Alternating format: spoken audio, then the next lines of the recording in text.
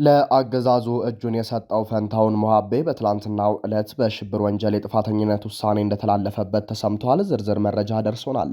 በስቦ መምታት የውጊያ ታክቲክ ሊከብ የሄደውን የጠላት የብልጽግና ወታደርን መልሶ በመክበብ ወሽመጡን በመቁረጥ ውጤታማ ድል መመዝገቡ ተገልጿል። ዝርዝር የግንባር ዘገባ አለን። ከአዲስ አበባ ተነስቶ ወደ ደራ ጉንደ መስቀል በመጓዝ ላይ የነበረ የህዝብ ማመላለሻ አውቶቡስ ውስጥ የነበሩ ተሳፋሪዎች በሙሉ በትላንትናው ዕለት ጥር 28 ቀን 2018 ዓ.ም ታግተው መወሰዳቸው ተገልጿል።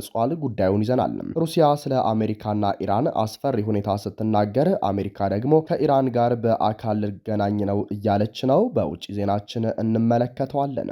ሰላም፣ ጤና፣ ፍቅር የምንመኝላችሁ ውድ የብላክ ላይን ሚዲያ ቤተሰቦቻችን እናንተን ይመጥናሉ ብለን ያሰብናቸውን የተመረጡ የጥር 29 ቀን 2018 ዓ.ም የረፋዱን የግንባርና ወቅታዊ መረጃዎችን ወደ እናንተ ይዘን ቀርበናል። ሰናይ ቆይታ። ለአገዛዙ እጁን የሰጠው ፈንታውን ሞሃቤ በትላንትናው ዕለት በሽብር ወንጀል የጥፋተኝነት ውሳኔ እንደተላለፈበት ተሰምቷል። በዚህ ሰዓት አማራን መክዳት ወይም ከአማራ ትግል በተቃራኒ መቆም አማራ እንዳይኖር መፍቀድ ነው። በተለይም አማራ ሆነው ወደ አማራ ጦር ካዘመተው ጋር ማበር የዘመናችን ክህደት ነው። ህዝባቸውን በገንዘብ የለወጡ፣ አእምሯቸውን በባንዳነት ያስገዙ፣ ታሪካቸውን ያቆሸሹ በፈጣሪና በአማራ ህዝብ ፊት ፍርድ ያገኛሉ። በተለይም ለህዝቤ ልታገል ብለው ወጥተው ህዝባችንንና ወንድሞቻቸውን የሚታ ገሩ ለትግላችን ካንሰሮች ናቸው። ጥቅማቸውን ካስከበሩ አገዛዙ የሰጣቸውን ተልዕኮ ከፈጸሙ በኋላ እጅ ይሰጣሉ። መጨረሻ ላይ ግን አወዳደቃቸው አያምርም። ከእነዚህ ሰዎች ውስጥ በቅርቡ ወደ አገዛዙ የገቡትን ስንመለከት እጁን የሰጠው ኮሎኔል ፈንታውን ሞሃቤ በትናንትናው ዕለት በሽብር ወንጀል የጥፋተኝነት ውሳኔ እንደተላለፈበት ተሰምቷል። የፌዴራል ከፍተኛ ፍርድ ቤት ልደታ አንደኛ የህገ መንግስትና የጸረ ሽብር ወንጀል ችሎት ትናንት በዋለው ችሎት በቅርቡ ለአገዛዙ እጁን የሰጠው ኮሎኔል ፈንታውን ሞሃቤ ላይ በሽብር ወንጀል የጥፋተኝነት ውሳኔ አስተላልፏል ብለዋል ምንጮችም። መሰረት ሚዲያ ምንጮች አረጋግጠውልኛል ያለ ሲሆን ከ15 ዓመት እስከ ሞት በሚያስቀጣው ክስ ትናንት ጥፋተኛ የተባለው ኮሎኔል ፈንታውን ችሎት ላይ አልተገኘም ነበር። የክሱ መዝገብ እንደሚያስረዳው ከ3 ዓመት በፊት በአማራ ክልል የተከሰተውን የፖለቲካ አለመረጋጋት ተከትሎ ህገ መንግስቱን በኃይል ለመናድ የትጥቅ ትግልን አማራጭ አድርገው ተንቀሳቅሰዋል በሚል ኮሎኔል ፈንታውን በሽብር ወንጀል ተከሶ በፍርድ ቤት ትዕዛዝ ሲፈለግ እንደነበር የሚታወቅ ነው። ግለሰቡ የፌዴራሉ ከፍተኛ ፍርድ ቤት በጋዜጣ ጥሪ ቢያደርግላቸውም ሊገኙ ባለመቻላቸው የቀረበባቸውን ክስ መከላከል አልቻሉም በሚል በትላንትናው ዕለት ከ15 ዓመት እስከ ሞት በሚደርስ የወንጀል ቅጣት ጥፋተኛ ሆነዋል ሲል ፍርድ ቤቱ በይኗል ብለዋል ምንጮችም። የአፋድ ምክትል ሊቀመንበርና ወታደራዊ ዋና አዛዥ የነበረው ኮሎኔል ፈንታውን ሞሃቤ የክህደት አማራጭን ተቀብሎ ከእነ ማስረሻ ሰጤ ጋር ለአገዛዙ እጅ መስጠቱን የዛሬ ወር ገደማ ይፋ መደረጉ ይታወቃል። ኮሎኔል ፈንታውን ጥፋተኛ የተባለው በእነ ዶክተር ወንደሰን አሰፋ፣ መስከረም አበራ፣ ጋዜጠኛ ጎበዜ ሲሳይና ጋዜጠኛ ዳዊት በጋሻው በሚጠራው መዝገብ ስር ተከሶ ነው። በዚሁ የክስ መዝገብ ጋዜጠኛ ገነት አስማማው፣ ዶክተር ሲሳይ አውግቸው፣ የህግ ጠበቃ አለልኝ ምህረቱ፣ ማዕረጉ ቢያበይን እና ዶክተር ግብረ አባለሙ በተመሳሳይ የሽብር ወንጀል የቀረበባቸውን የአቃቤ ህግ ማስረጃ እንዲከላከሉ ፍርድ ቤቱ ብይን ሰጥቷል ነው የተባለው። ወደ ግንባር ዜናችን ስናልፍ በስቦ መምታት የውጊያ ታክቲክ የጠላት ብልጽግና ወታደርን ወሽመጥ በመቁረጥ ውጤታማ ድል ተመዘገበ። ለብላክ ላይን ሚዲያ የደረሰው መረጃ እንደሚያሳየው በአማራ ፋኖ ብሔራዊ ንቅናቄ ምስራቅ አማራ ቀጠና ምኒልክ እዝ ምስራቅ አማራ ኮር አንድ ባለሽርጡ ክፍለ ጦር ላይ ጥቃት ለማድረስ ከጉቢሳ ወደ ኮለቦ፣ ከጭሰ አባሊማ ወደ ሲልኮ፣ ከጊራና ወደ ጉባ፣ ከመርሳ ወደ ሀብሩና ፋጅ የተንቀሳቀሰው የጠላትን ኃይል በቀን 26 5ኛ ወር 2018 ዓ.ም ከኮለቦና ሩጋ ያለውን የጠላት ኃይል ስቦ በማስገባት መነዮ ቀሊና ላይ ምሽት 1 ሰዓት ተኩል ላይ የጠላትን ኃይል ሙትና ቁስለኛ በማድረግም ታላቅ ድል ተጎናጽፏል ተብሏል። የባለሽርጡ ክፍለ ጦርን ሊያጠቃና የክፍለ ጦሩን ነባር ይዞታዎችን ሊወር የመጣው የአብይ አህመድ ዙፋን ጠባቂ ሰራዊት በ5 አቅጣጫ ለማፈን ቢሞክርም የጠላትን የጥፋት እቅድ ቅዠት በማድረግ 50 ሙትና 78 ቁስለኛ በማድረግ ከጥር 26 ከጠዋቱ 12 ሰዓት ተኩል እስከ ጥር 27 2018 ዓመተ ምህረት በቆየ አውደ ውጊያ የጠላትን ከበባ ያለምንም መስዋዕትነት በአርበኛ እንድሪስ ጉደሌና በሌሎች በሳል የክፍለ ጦር ወታደራዊ ጠበብቶች ከበባውን በመስበር በጠላት ላይ ከፍተኛ ሰብአዊና ቁሳዊ ኪሳራ ማድረስ ተችሏል ነው የተባለው። በዚህ አውደ ውጊያ የተበሳጨው የጠላት ኃይል በደቡብ ወሎ ዞን ተውለደሬ ወረዳ ሲልኮ እየተባለ በሚጠራው ቦታ 450 የሚደርሱ ወጣቶችን አርሶ አደሮችንና የቀን ሰራተኞችን በማፈን ስልጠና ሰልጥናቸው አገራቸውን ትጠብቃላችሁ በሚል ሰበብ ወደ ማጎሪያ ቀጠና አስገብቶ ፋኖን ማረ አደረግኩ በሚል የሐሰት ዶክመንተሪ ዝግጅት ላይ ይገኛል። በተያያዘም በኃይል ላፈናቸው ንጹሃን በየቤቱ እየገባ የግል ታጣቂ ግለሰቦችን መሳሪያ ለማስወረድ ድንገተኛ ፍተሻና ድብደባ እያካሄደ ይገኛል ብሏል። የአማራ ፋኖ ብሔራዊ ንቅናቄ አፋብን ምኒልክ እዝም።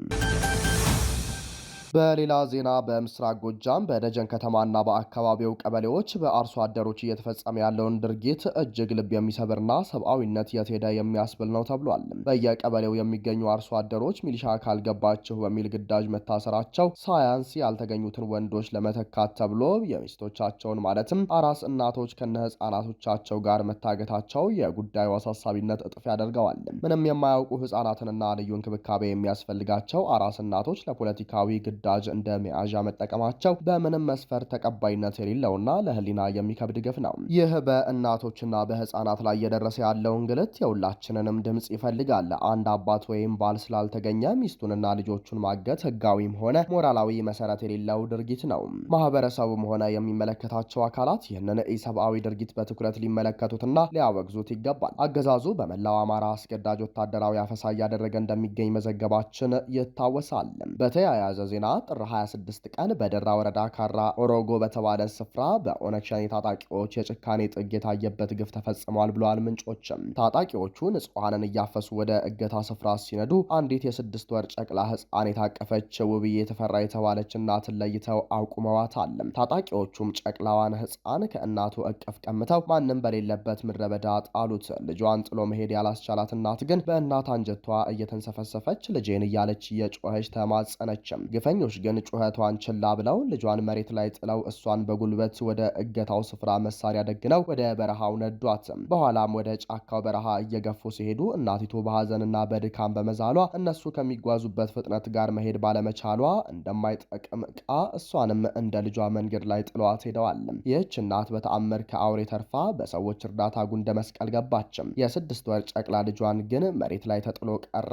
እናትም የሐዘን ሲቃ እየሰማች የቁም ሞት ሞተችም። ይህ ሁሉ ድርጊት በሚፈጸምበት ወቅት የመንግስት የጸጥታ ኃይል በቅርብ ርቀት እያለ ምንም አይነት እርምጃ አለመውሰዱ ታጣቂዎቹ በነጻነት እንዲጨፈጭፉ ፍቃድ እንደተሰጣቸው ማረጋገጫ ነው ሲሉ ምንጮች ከቦታው ገልጸዋል።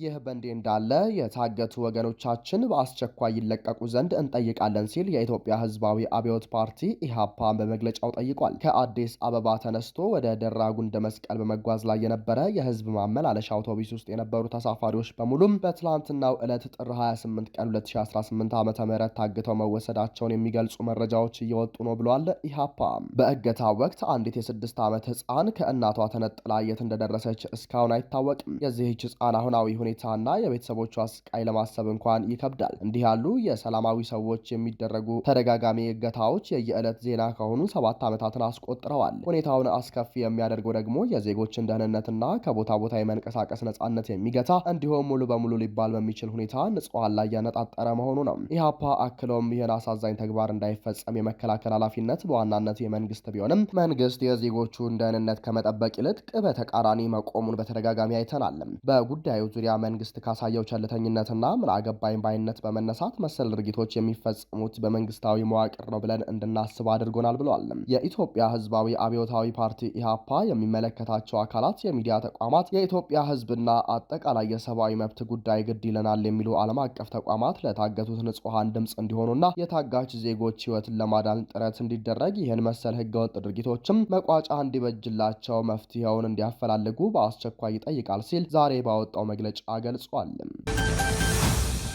በውጭ ዜናችን ከኢትዮጵያ ድንበር አቅራቢያ ደቡብ ሱዳን ውስጥ በሆስፒታል ላይ የአየር ጥቃት ተፈጸመ። ደቡብ ሱዳን ከኢትዮጵያ ጋር ከምትዋሰንበት ድንበር አቅራቢያ በሚገኝ ግዛት ውስጥ የአየር ጥቃት ከተፈጸመ በኋላ ቁጥራቸው በውል ያልታወቀ የእርዳታ ሰራተኞች የደረሱበት እንዳልታወቀ ኤምኤስኤፍ አስታወቀ። በደቡብ ሱዳን ጆንግል ግዛት ውስጥ በሚገኘው በድንበር የለሽ ሐኪሞች ቡድን ወይም ኤምኤስኤፍ የሚመራው ሆስፒታል ማክሰኞ ምሽት ላይ በደቡብ ሱዳን መንግስት ኃይሎችም የአየር ጥቃት ተፈጽሞበታል ሲል የእርዳታ ድርጅቱ ገልጿል። የደቡብ ሱዳን መንግስት ግን እስካሁን ምንም አይነት አስተያየት አልሰጠም። እዚያው ጆንግሌ ግዛት ውስጥ ፔሪ በተባለ ስፍራ በሚገኝ የጤና ተቋም ላይ በተመሳሳይ ቀን ማንነታቸው ባልታወቁ ታጣቂዎች በተፈጸመ ሌላ ጥቃት ዘርፊያ ተፈጽሞ ተቋሙ ለአካባቢው ማህበረሰብ ጥቅም የማይሰጥ እንዲሆን ተደርጓል ሲል ኤምኤስኤፍ ገልጿል። ባልደረቦቻችን ጥቃቱን በመፍራት ከማህበረሰቡ ጋር አካባቢውን ለቀው በመሸሻቸው ምን እንዳጋጠሟቸውና የት እንዳሉ እስካሁን አይታወቅም ሲል የሕክምና ተራድኦ ድርጅቱ አስታውቋል። ከቅርብ ጊዜ ወዲህ በመንግስት ኃይሎችና ፕሬዝዳንት ሳልቫ ኪርን ለመገልበጥ በማሴር ከስልጣናቸው ለተነሱት ለምክትል ፕሬዝዳንት ሪክ ማቻር ታማኝ በሆኑ ኃይሎች መካከል በጆንግሌ ግዛት ውስጥ ውጊያዎች እየተካሄዱ ነው።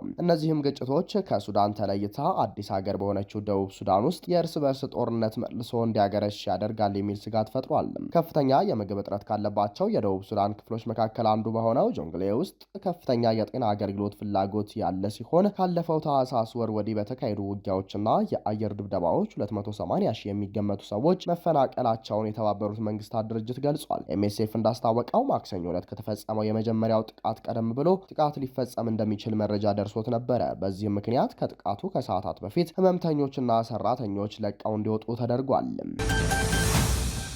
በሌላ የውጭ ዜናችን በአሜሪካና በኢራን መካከል ያለው ሁኔታ ሊፈነዳ የሚችል ነው ስትል ሩሲያ አስጠነቀቀች። የሩሲያው የውጭ ጉዳይ ሚኒስትር ሴርጌይ ላቭሮቭ በአሁኑ ጊዜ በአሜሪካና በኢራን መካከል ያለውን ሁኔታ ሊፈነዳ የሚችል በማለት አደገኛነቱን ገለጹ። ላቭሮቭ ለሩሲያ መንግስት ዜና አገልግሎት ታስ እንደተናገሩት ሀገራቸው በኢራንና በአሜሪካ መካከል አደራዳሪ ሆና መቅረብ እንደማትፈልግም ተናግረዋል።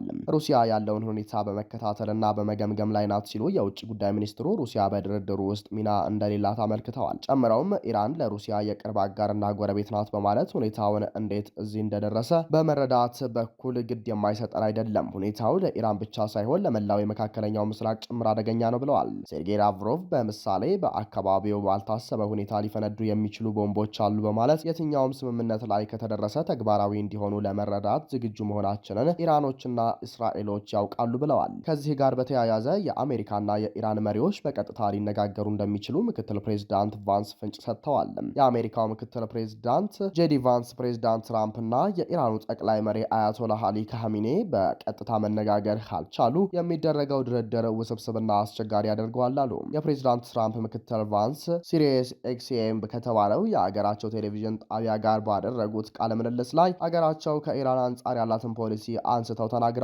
በተለይም በኢራን አጠቃላይ ፖለቲካዊና ወታደራዊ ጉዳዮች ላይ የመወሰን ዋናው ስልጣን ካላቸው ጠቅላይ መሪው ጋር ቀጥተኛ ንግግር ካልተደረገ በሌሎች የአገሪቱ ባለስልጣናት በኩል የሚደረገው ድርድር አስቸጋሪ እንደሚሆን ስጋታቸውን ገልጸዋል። በኢራን ውስጥ ዋነኛ ውሳኔ ሰጪ የእስላማዊ ሪፐብሊክ ጠቅላይ መሪ ነው። ስለዚህም በተግባር ሲታይ ፕሬዝዳንቱ ውስን ሚና ነው ያለው። አሁን ግንኙነት እያደረግን ያለነው በውጭ ጉዳይ ሚኒስትሩ በኩል ነው። ከጠቅላይ መሪው ጋር እየተነጋገርን ያለ ነው። አገሪቱን በተግባር እየመራ ካለው ሰው ጋር በቀጥታ መነጋገር አይቻልም። ይህም ከእንዲህ ያለው አገር ጋር የሚደረግ ዲፕሎማሲ በጣም አስቸጋሪ ነው ሲሉ ቫንስ ተናግረዋል። ምክትል ፕሬዝዳንት ቫንስ ጨምረውም ፕሬዝዳንት ትራምፕ ከአቻዎቻቸው ከቭላድሚር ፑቲን እና ከጂ ጂንፒንግ ጋር እያደረጉት ሁሉን ከኢራን ጠቅላይ መሪ ጋር በቀጥታ በስልክ የመነጋገር እድል እንዳለ አመልክተዋል። ከኢራን ዋነኛ መሪ ጋር በቀጥታ መነጋገር አለመቻሉ በእውነት አልተለመደና የሚደረጉ ዲፕሎማሲያዊ ጥረቶችን አስቸጋሪ የሚያደርግ ነው በማለት የኢራን መሪ ከአሜሪካ መሪ ጋር በቀጥታ ለመነጋገር እድል እንዳለ ፍንጭ ሰጥተዋል። ክቡራንና ክቡራት አድማጭ ተመልካቾቻችን ለሰዓቱ የነበረን የዜናና የመረጃ ስርጭታችን ይህንን ይመስላል። ጤና ይስጥልን።